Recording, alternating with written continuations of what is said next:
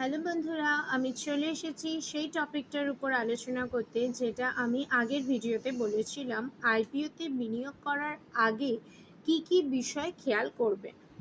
IPO মানে শুধু listing gain নয়, এটা অনেক সময় দীর্ঘমেয়াদী বিনিয়োগও হতে পারে। আজকের ভিডিওতে জানবো আইপিওতে বিনিয়োগ করার আগে আমাদের কোন কোন জিনিস খেয়াল রাখা উচিত। পার্ট 1, কোম্পানির ব্যবসা বোঝা। প্রথমেই কোম্পানির ব্যবসার মডেল বুঝতে হবে, তারা কোন সেক্টরে কাজ করছে, ভবিষ্যতে সেই সেক্টরের গ্রোথ কেমন হতে পারে। শুধু নাম দেখে বা জনপ্রিয় কোম্পানি ভেবে বিনিয়োগ করা উচিত নয়।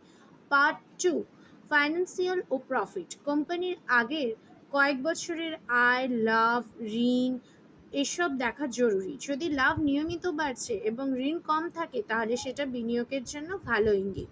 অন্যদিকে বেশি ঋণ বা কম লাভ মানে বেশি ঝুঁকি। পার্ট 3, ভ্যালুয়েশন ও প্রাইস ব্র্যান্ড। আইপিওতে কোম্পানির শেয়ারের দাম সঠিক কিনা সেটাও বোঝা দরকার। কখনো কখনো শেয়ারের দাম আসল ভ্যালুর চেয়েও অনেক বেশি রাখা হয়, তাহলে লিস্টিংয়ের পর দাম কমেও যেতে পারে। তাই প্রাইস ব্র্যান্ড আর কোম্পানির ভ্যালুয়েশন তুলনা করতে হবে। পার্ট 4, লিস্টিং গেইন বনাম লং টার্ম। অনেকেই শুধু লিস্টিং গেইনের জন্য আইপিওতে বিনিয়োগ করেন, তবে সব আইপিওতে লাভ হয় না।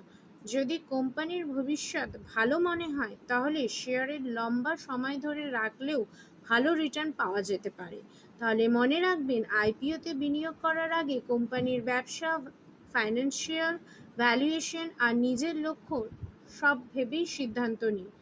ভিডিওটি ভালো লেগে থাকলে লাইক, শেয়ার আর সাবস্ক্রাইব করতে ভুলবেন না।